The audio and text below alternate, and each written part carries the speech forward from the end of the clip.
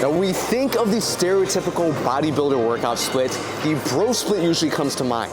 Chest day, back day, shoulder day, arm day, and maybe legs.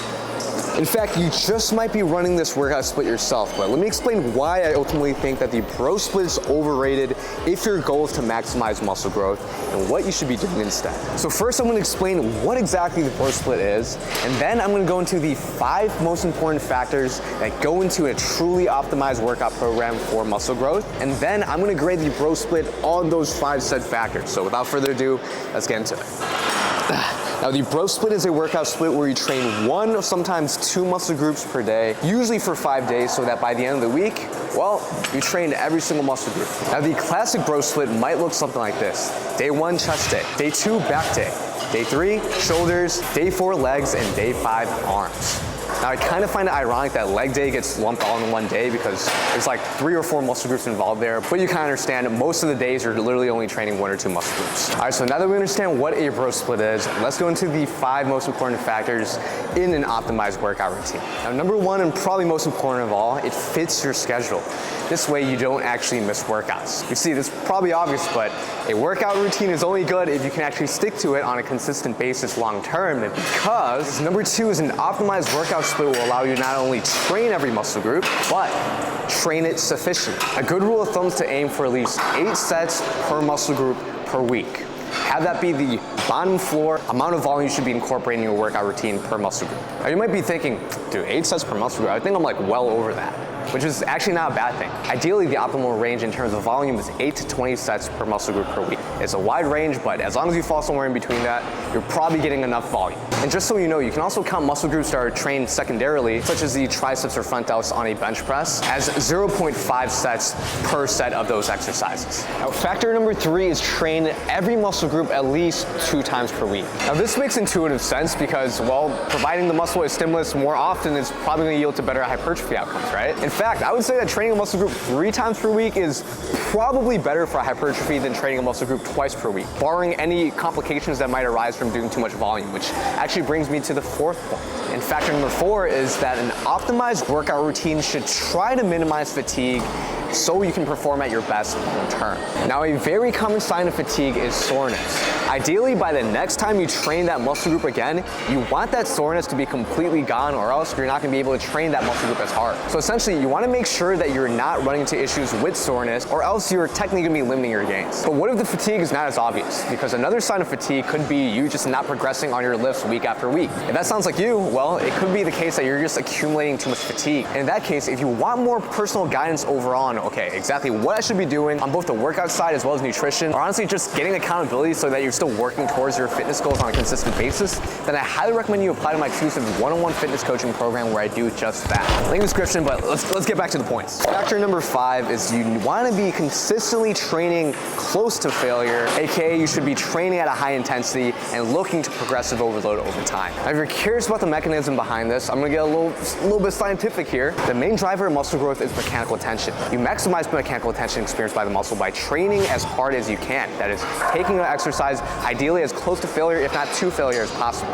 On top of that, when you train at a high enough intensity, you're recruiting high threshold motor units. Now, if you're trying to maximize hypertrophy, aiming to recruit high threshold motor units is what you want to do because you're essentially involving more muscle fibers. Now, a good example of a case where you might get sore, you might be training a muscle group, but you're not actually recruiting those high threshold motor units is, let's say, someone running a marathon. You're accumulating a lot of fatigue, you're technically training your quads, calves, glutes, hamstrings, but because the resistance isn't that high, you're not actually recruiting that muscle fibers that are going to be more hypertrophic, aka those high threshold motor units. That's why resistance training is good for muscle growth, but those more endurance related activities that doesn't really fall in the bucket of resistance training, doesn't really allow you to build muscle.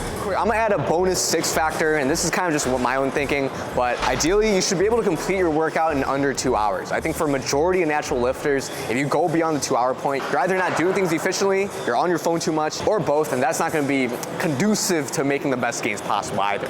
So now that we understand what goes into an optimized workout split, let's see how the bro split stacks against these 6 factors. Factor number 1, the bro split requires you to train at least 5 days per week. Ultimately, because you training a muscle group solely relies on you going to that actual one workout on that eventful day, you can't be super flexible with the number of workout days. Especially when we compare that to the exact opposite of the bro split, being the full body split. On a full body split, if you miss a day, well, technically your volume's dispersed across the week, so it's not as impactful to that one muscle group when you miss a day. So quite literally, you have to fit your schedule around a bro split if you actually want to train every single muscle group, when in reality, it should be the other way around. So in terms of factor number 1, bro split gets a solid D rating. For factor number 2, which was training volume, the bro split does in fact allow you to train every single muscle group at least 8 sets per week, albeit it's all in one day, which is not ideal, but I'll get into that later. Let's say we're only looking at this factor, not bringing in any other context. Technically, the bro split fulfills this requirement quite well, just not exactly perfectly. While I think it's reasonable to hit 8 sets per week on, let's say, a chest day, back, arms, shoulders, legs, pretty much the rest of the days, definitely is gonna make it harder to hit the 8-set requirement, because ultimately you're gonna have pretty long workouts. But I think it's technically doable, so in this case, bro split gets a B rating for factor number 2. Now factor number 3 is where we start running into some issues, because the bro split does not allow you to train every muscle group twice per week, at least not directly. Now this isn't the end of the world, because what you can do is follow an asynchronous workout split. This is where instead of after day 5, you just wait until the next week to start day 1 again. An asynchronous workout split will have you continue immediately and end up doing day 1 on day 6. Instead of waiting until next Monday to start day 1 again, you would end up doing the day 1's workout on Saturday, the day immediately following the end of your split. Now technically you're getting some secondary volume from certain muscle groups such as triceps and biceps, since the triceps are technically being involved on a chest day, biceps technically involved on a back day. But ultimately, you're pretty much bound to training one muscle group every 5 days, and because of that, I would say the bro split gets a C- rating for this one.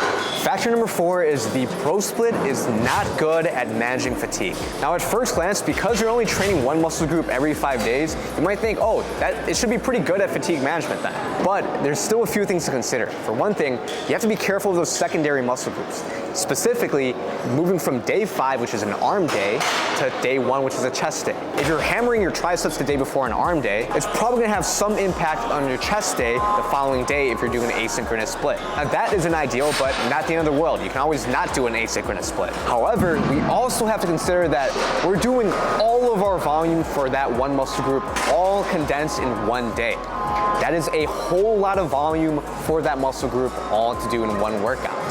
And in general, the more volume you do in a workout, the more soreness and fatigue you're gonna incur days after. For example, think about how you feel after a long run. For example, a 10K at UIUC. Now, I don't know about you professional runners, but for me, I sure as hell felt sore the next day. But not only do we run into the issue of fatigue after the workout, within the actual workout, there's issues too. Think about how your chest feels on the very first exercise on a chest day, probably a barbell bench press or something. Feels pretty good. Now, think about how your chest feels on the last exercise of a chest day, probably some sort of cable crossover. I guarantee your chest is toast. It's very hard for you to progress on that last movement. So in general, on your workouts in a bro split, the later you get into your workout, the worse your performance becomes. And real quick guys, come closer real quick. This is something you don't want to hear, but you need to hear. You're probably doing more harm than good by doing too much volume. And if you don't believe me, let me ask you, when was the last time you saw progress on that last exercise of a chest day, huh? So TLDR, you're pretty much absolutely destroying that muscle group and then resting for 5 days to a week. It's just inefficient. You're probably better off just dividing that volume out. Because of this, the bro split gets a C tier. Then for factor number 5, the bro split makes it hard for you to progressive overload and train at a high intensity due to just too much volume or just accumulation of fatigue. Now this was pretty much explained that last point, but to hammer it home, because you're doing so much volume for one muscle group and your workouts are generally longer on a bro split, you're just not gonna be as dialed into your workout, so it just makes it harder for you to train at high intensity. Because of that, the bro split for this one gets a C tier. Quickly getting on that 6th factor, the bro split just requires longer workouts in general, especially for some of the days, like leg day. And because of that, the bro split gets another C grade. And that is how the bro split stacks against those 6 factors.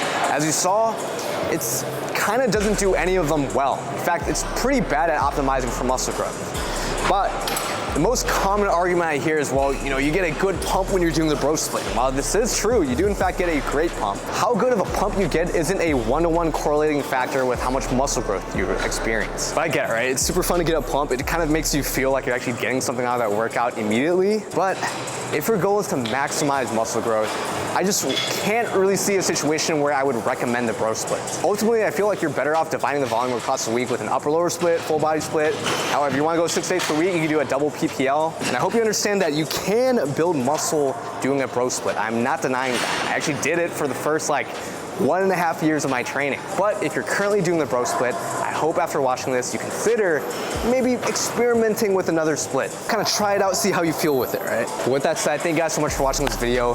Consider using code TPATH at MyProtein for probably around 40-45% off with my code. It's a great way to support my page while also getting a discount. I'll see you on the next one. Peace.